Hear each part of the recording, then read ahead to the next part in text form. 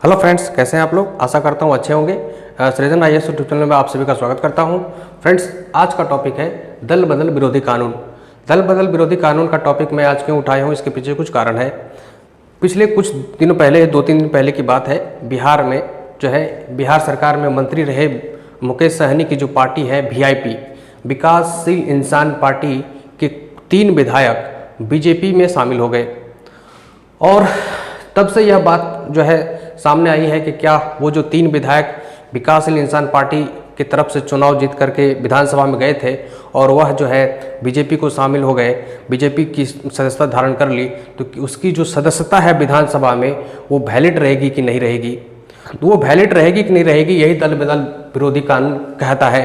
उसमें जो प्रावधान है, उसमें जो प्रोविजन है, उसके अकॉर्डिंग हम लोग बात करेंगे, तब फिर हम लोग को महसूस होगा कि वो सही किया या गलत, और वो कानूनी तौर पर वो वैध है या अवैध है। ठीक है, तो हम लोग क्या कारण था विकासशील इंसान पार्टी के 3 विधायक बीजेपी में शामिल हो गए। राजनीतिक कारणों पर हम लोग बात नहीं करेंगे, हम लोग सिर्फ संवैधानिक कारणों पर, संवैधानिक प्रावधानों पर बात करेंगे।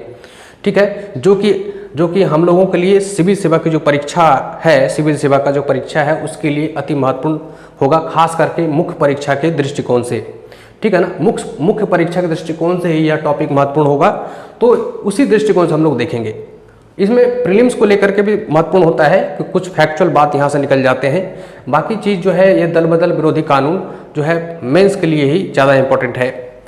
तो इस कानून के बारे में हम लोग बारीकी से पढ़ेंगे, बारीकी से देखेंगे कि इस वीडियो में, कि जानने का प्रयास करेंगे कि आखिर यह कानून है क्या। फिर ये जब यह जान लेंगे कि कानून क्या है, तो फिर यह जानने की जो हम लोग प्रयास करेंगे कि यह कानून को लाने की ज़रूरत क्यों पड़ी। ठीक है ना, फिर जब कानून आ गया तो फिर कानून में ऐसी क्या प्रावधान है, क्या प्रोविज़न है, संविधान के द्वारा इस कानून में क्या प्रोविज़न किया गया, फिर अपवाद क्या है इस कानून के, और इस कानून के जो उल्लंघन करेंगे तो उनको उस पर निर्णय कौन करेगा, है ना। फिर इस पर बात करेंगे कि यह कानून की विशेषता क्या है।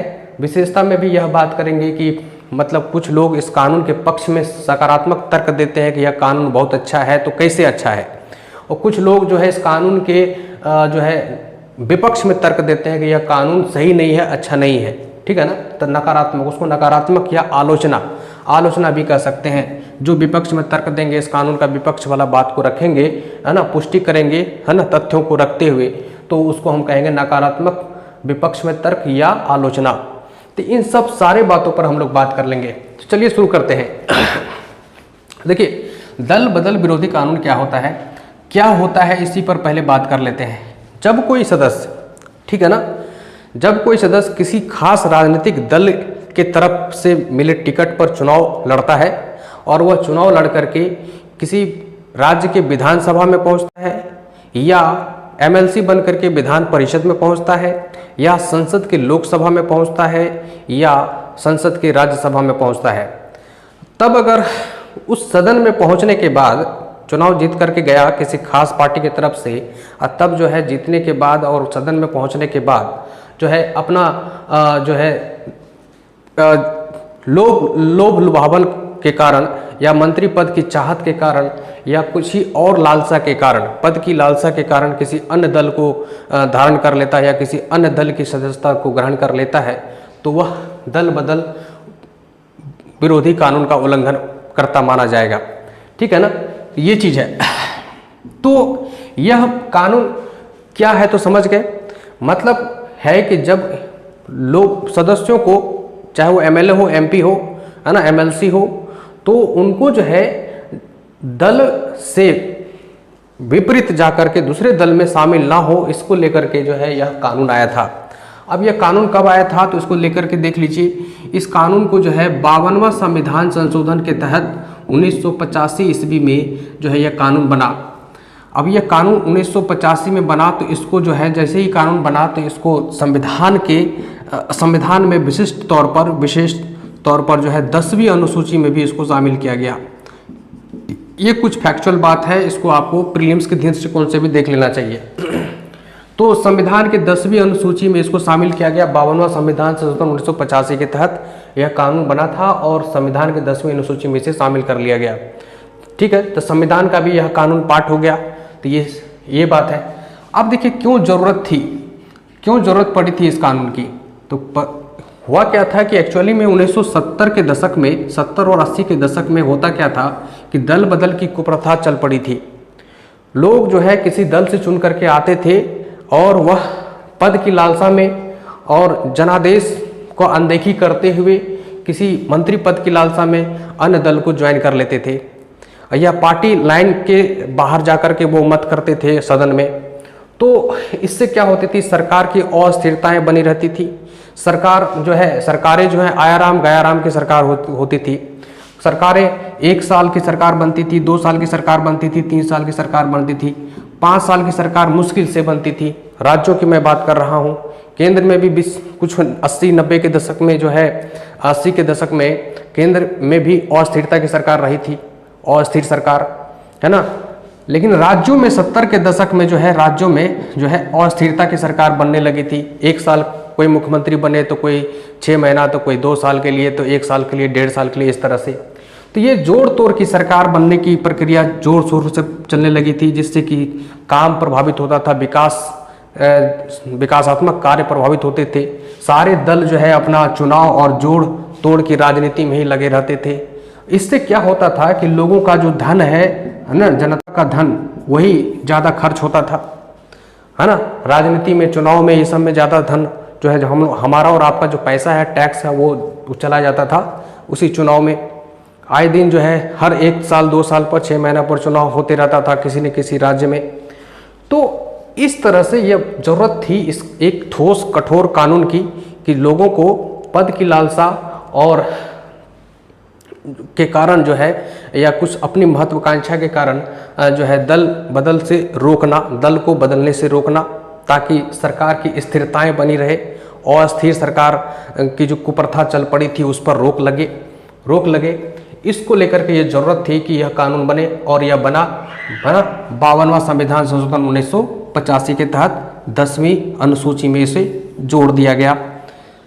तो यहाँ तक तो बात समझ में आ गई होगी आप लोगों को कि यह दल बदल कानून क्या है और क्यों जरूरत पड़ी थी इसको लाने की।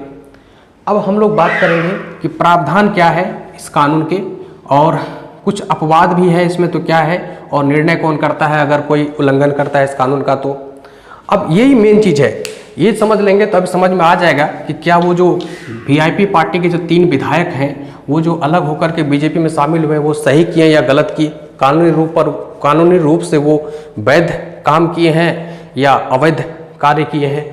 तो इसको देख लेते हैं हम लोग। प्रावधान जो इसमें है इसको बारीकी से देखिएगा, ये मेंस का भी पॉइंट बनेगा आपका। दल बदल विरोधी कानून में जो प्रावधान है, पहला यह कहा गया है कि अगर कोई सदस्य स्वेच्छा से, अगर कोई सदस्य, चाहे वो एमएलए हो, है ना, सदस्य का मतलब है किसी भी सदन का सदस्य, है ना, विधानसभा का सदस्य हो, या विधान परिषद का सदस्य हो, या लोकसभा का सदस्य हो, या राज्यसभा का सदस्य हो, ठीक है ना। तो अगर कोई सदस्य एमएलए या एमपी या एमएलसी वह अपना दल स्वेच्छा से छोड़ता है या दूसरे दल को ज्वाइन करता है, उस परिस्थिति में उसकी सदस्यता चली जाएगी। पहला बात ये, ठीक, स्वेच्छा से अगर छोड़ता है तो पहला पॉइंट ये हुआ। दूसरा देखिए, दूसरा पॉइंट यह कहता है कि अगर कोई सदस्य एमएलए हो, एमपी हो, एमएलसी हो, अपने पार्टी के गाइडलाइन से बाहर जाकर के सदन में वोटिंग करता है, या पार्टी के विपक्ष में जाकर के जो है वोटिंग करता है या मत देता है किसी खास मुद्दे पर या किसी विधेयक पर, है ना, संसद में या विधानसभा में, तो उसके खिलाफ व्हिप जारी होता है। व्हिप जारी होने के बाद भी उसकी सदस्यता जा सकती है, ठीक है। अब कौन सदस्यता से बर्खास्त करेगा इस पर करेंगे बात, लेकिन पहले पॉइंट को समझ लीजिए क्या क्या बात है, कैसे कैसे सदस्यता जा सकता है। तीसरा नंबर यह है कि कोई निर्दलीय सदस्य, कोई मान के चलिए कोई निर्दलीय भी चुनाव लड़ता है, किसी भी दल से नहीं लड़ा, और वह जो है निर्दलीय चुनाव लड़ा और जीत भी गया, सदन में पहुंच गया, चाहे वो एमएलए बन के विधानसभा में पहुंचा, या एमपी बन के लोकसभा में पहुंचा, या राज्यसभा में पहुंचा, एमएलसी बन के विधान परिषद में पहुंचा, और वह निर्दलीय सदस्य पहुंचने के बाद जो है ना, वहाँ सदस्य होने के नाते दूसरे दल को ज्वाइन कर लिया मंत्री पद के लालच में या किसी अन्य लालच में, तब उसकी सदस्यता चली जाएगी। जरा गौर से सुनिएगा, गौर फरमाइएगा, थोड़ा सा यहाँ पर गौर देखिएगा। तो तीसरा पॉइंट यह हो गया कि अगर कोई निर्दलीय सदस्य है ना, सदन में पहुंचने के बाद जब वह किसी अन्य दल को ज्वाइन कर लेता है तब उसकी उस सदन की सदस्यता चली जाएगी। ठीक है। चौथा पॉइंट पर बात करते हैं। अगर कोई मनोनीत सदस्य है, ठीक है, मनोनीत जानते हैं ना कि लोकसभा में राष्ट्रपति के द्वारा 2 सदस्य को मनोनीत किया जाता है, एंग्लो इंडियन को, 2 एंग्लो इंडियन को लोकसभा में, राज्यसभा में 12 सदस्यों को मनोनीत किया जाता है। शिक्षा जगत के, खेल जगत के, है ना, और कला जगत के, विज्ञान जगत के आदि जो किया जाता है मनोनीत सदस्य। विधानसभाओं में भी एक सदस्य को मनोनीत किया जाता है। ठीक है। विधान परिषद, जिस राज्य में विधान परिषद है वहाँ भी राज्यपाल के द्वारा मनोनीत किया जाता है। तो मनोनीत सदस्य भी अगर सदन में पहुँचने के बाद जो मनोनीत हो चुका है वह 6 माह के बाद जब उनका मनोनीत हुआ है, मनोनीत होने के 6 माह के बाद किसी अन्य दल को ज्वाइन कर लेता है तब उसकी सदस्यता चली जाएगी। हाँ, मनोनीत होने के 6 माह के अंदर किसी अन्य दल को ज्वाइन कर लेता है, सदस्य होने के नाते, किसी सदन का भी सदस्य होने के नाते 6 माह के अंदर जब मनोनीत हुआ है, जब 6 माह के अंदर, मनोनीत होने के 6 माह के अंदर किसी अन्य दल को ज्वाइन कर लेता है तो फिर, या किसी अन्य दल की सदस्यता ले लेता है तो फिर उसकी जो है उस सदन की सदस्यता नहीं जाएगी, है ना। विधायक का पद नहीं जाएगा, या एमएलसी का पद नहीं जाएगा, या एमपी का पद नहीं जाएगा। ठीक है ना। लेकिन 6 माह के बाद किसी अन्य दल को ज्वाइन करता है तो वह मनोनीत सदस्य का भी सदस्यता चला जाएगा। तो हम लोग यह देखें कि प्रावधान क्या है दल बदल विरोधी कानून में। कि पहला यह देखें कि कोई विधायक स्वेच्छा से, विधायक चुनने के बाद किसी पार्टी से विधायक चुना गया या एमपी चुना गया, चुने जाने के बाद दूसरे दल को ज्वाइन कर लिया या अपना पार्टी को छोड़ दिया, स्वेच्छा से त्याग दिया, तो उस परिस्थिति में उसकी सदस्यता जाएगी। ठीक है। पार्टी की सदस्यता को त्याग दिया तो उसकी सदस्यता भी चली जाएगी। ठीक है, ये बात है। दूसरा कहा है कि वह पार्टी गाइडलाइन से बाहर जा रहा है, पार्टी के विपरीत, सोच के विपरीत जो है जाकर के वो वोटिंग कर रहा है अपने सदन में, तो तब भी उसकी सदस्यता व्हिप जारी होकर के जा सकती है दल बदल विरोधी कानून के अंतर्गत। ठीक। फिर तीसरा बात मैंने यह कहा कि अगर निर्दलीय सदस्य है, अगर वो निर्दलीय चुन करके गया है किसी भी सदन में और उसके बाद किसी अन्य दल को ज्वाइन करता है, सदस्यता लेता है दल का, राजनीतिक दल का, तब फिर उसकी सदस्यता चली जाएगी। मनोनीत सदस्य के बारे में भी मैंने बता दिया। तो ये कुछ जो है प्रावधान है। अब आइए अपवाद पर। अपवाद संबंधी कारण जो है प्रावधान क्या है। अपवाद संबंधी प्रावधान हो जानने के बाद फिर देखेंगे कि इस उल्लंघन जो भी करता है तो उसको पद से हटाएगा कौन, निर्णय कौन करता है। ठीक है। तो अपवाद में यह है कि हाँ, एक चीज छूट है इस दल बदल विरोधी कानून में कि अपवाद का बात कर रहा हूं मैं, कि अगर किसी राजनीतिक दल के 1/3 सदस्य अगर टूट करके अन्य दल में शामिल हो जाए, ठीक है, अन्य दल में शामिल हो जाए, या अपना जो है वो 1/3 सदस्य स्वयं मिल करके एक नया दल बना ले, तब वह दल बदल विरोधी कानून का उल्लंघन नहीं माना जाएगा। ये अपवाद जो है ना, ये बहुत इंपॉर्टेंट है, समझिएगा, गौर से देखिएगा। कह रहा है कि किसी भी सदन में, मान के चलिए विधानसभा है, विधानसभा में किसी दल का जितना सीट है उन सारे सीटों का, किसी दल का, राजनीतिक दल का बात कर रहा हूं मैं, किसी राजनीतिक दल का जितना सीट है, विधायक है, उन सारे सीटों का 1/3, है ना, 1/3 अगर विधायक टूट करके अलग दल बना ले या दूसरे दल में शामिल हो जाए, तब वह दल बदल विरोधी कानून का उल्लंघन नहीं माना जाएगा। ठीक है ना। तो यही अपवाद वाला जो नियम है ना, इसका ही प्रयोग हो गया है यहाँ पर।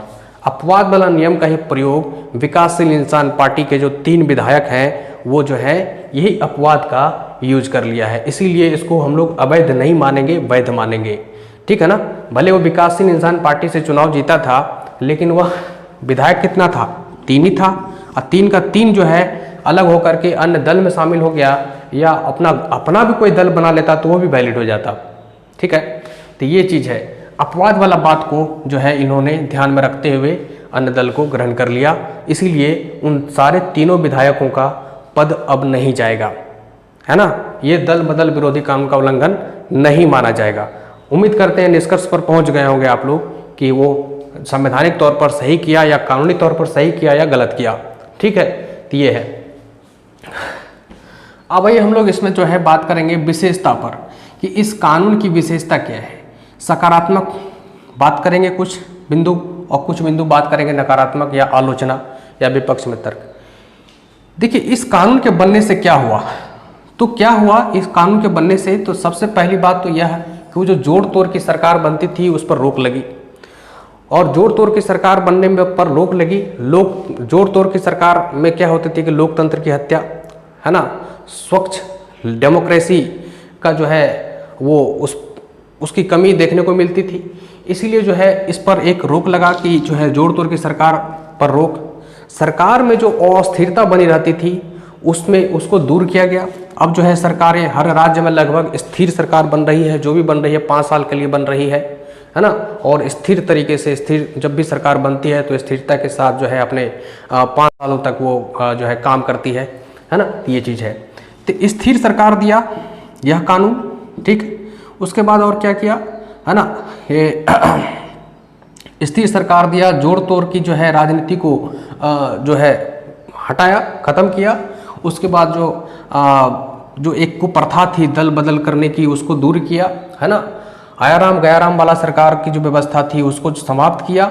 यही सब कुछ है कारण है। और भी कुछ महत्व सकारात्मक पक्ष कह सकते हैं कि जब सरकार और स्थिरताएँ बनी रहती थी तो राजनीतिक दल चुनाव में जो है इन्वॉल्व रहते थे। वो हमेशा चुनाव के बारे में सोचते रहते थे और उसमें जो है चुनाव जब भी होता था हर 6 महीना 1 साल पर चुनाव होता रहता था। इससे आम पब्लिक की पैसा उसमें पानी की तरह बहा दिया जाता था, तो इससे भी एक बेनिफिट मिला। तो आप कुछ बिंदु यहाँ पर सकारात्मक के तौर पर पक्ष में तर्क दे करके लिख सकते हैं कि ये सब जो है लाभ हुआ इस कानून के आने के बाद। ठीक है, अब आलोचना करने वाले कुछ बिंदु आलोचना भी कर सकते हैं। अब यहाँ पर क्या है कि पार्टी राज का कायम हो गया। पार्टी राज, कुछ लोग आलोचना करते हैं कि पार्टी राज ज़्यादा जो है मजबूत हो गया, जो कि लोकतांत्रिक राज को या जनता की सरकार, जनता के द्वारा जनता का शासन जो है का जो कॉन्सेप्ट है उसको जो कहीं ना कहीं यह प्रभावित किया है ना, उसको कम किया है। पार्टी राज का मतलब हो गया कि यहाँ पर देखे थे ना कि अगर कोई सदस्य पार्टी लाइन से बाहर जा करके अपना मंतव्य देता है सदन में, तब भी उस पर जो है व्हिप जारी होकर के उसकी सदस्यता जा सकती है। ठीक है, तो इसका मतलब है कि पार्टी राज कायम हुआ और लोकतंत्र जो है थोड़ा सा कमज़ोर पड़ा, नहीं पड़ा, कि लोगों की जो अभिव्यक्ति की आज़ादी है उसमें भी जो है थोड़ा सा सेंध मारा गया इस कानून के तहत, है ना। लोग, कोई मान लीजिए विधायक है और विधायक अपना एक अभिव्यक्ति है, वो जनता की तरफ से वहाँ प्रतिनिधित्व करते हैं, या एमपी है संसद में जो है जनता की तरफ से वो प्रतिनिधित्व करते हैं और उनको जो है पार्टी की तरफ से बांध दिया गया कि तुम वही बोलोगे जो पार्टी कहेगा, तो फिर वो जनता का प्रतिनिधित्व कहाँ से हुआ। तो कहीं न कहीं यह पर नकारात्मक या आलोचना में आप यह बात को कह सकते हैं कि जो है ये पार्टी राज थोपा गया है, अभिव्यक्ति की आज़ादी, सदस्यों की अभिव्यक्ति की आज़ादी को भी जो है कम किया गया है इस कानून के जरिए। अब ये जो कानून का जो भी उल्लंघन करता सदस्य होता है उस पर निर्णय कौन करता है, तो निर्णय करता है अंतिम रूप से जिस सदन का वह सदस्य होता है उस सदन के पीठासीन का मतलब हो गया अध्यक्ष। ठीक है ना। अगर कोई विधानसभा का विधायक एमएलए अगर इस कानून का उल्लंघन किया है ना, दूसरे पार्टी को ज्वाइन कर लिया है तो विधानसभा अध्यक्ष उसको पनिशमेंट करेगा, उसको सदस्यता से बर्खास्त करेगा।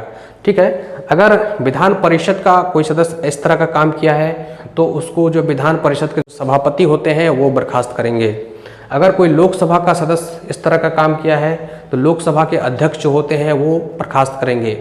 ठीक है। यह संविधान इस कानून के तहत जो है उनको यह पावर दिया है। और कोई राज्यसभा का कोई सदस्य इस तरह के काम करते हैं, है ना, सदस्य चुने जाने के बाद अब वह किसी अन्य दल को ज्वाइन कर लेते हैं, तब फिर उनको जो पनिशमेंट देगा राज्यसभा के सभापति देंगे। ठीक है। तो इस तरह से यह बात है। तो अब उम्मीद करते हैं आप लोग समझ गए होंगे कि जो है मुकेश सहनी की जो पार्टी है विकासशील इंसान पार्टी के जो 3 विधायक हैं वो बीजेपी को शामिल हुए, बीजेपी में शामिल हुए, तो वो कानूनी रूप से वैध है अथवा अवैध है। ठीक है, तो यह है दल बदल विरोधी कानून, जिसे 1985 में 52वां संविधान संशोधन के तहत लाया गया था। उम्मीद करते हैं अच्छा लगा होगा। अगर अच्छा लगा होगा तो चैनल को सब्सक्राइब करिए और फिर आगे नेक्स्ट में हम लोग कुछ नई वीडियो के साथ, नए कॉन्सेप्ट के साथ, नए टॉपिक के साथ हम लोग आते हैं। तब तक के लिए थैंक यू, धन्यवाद।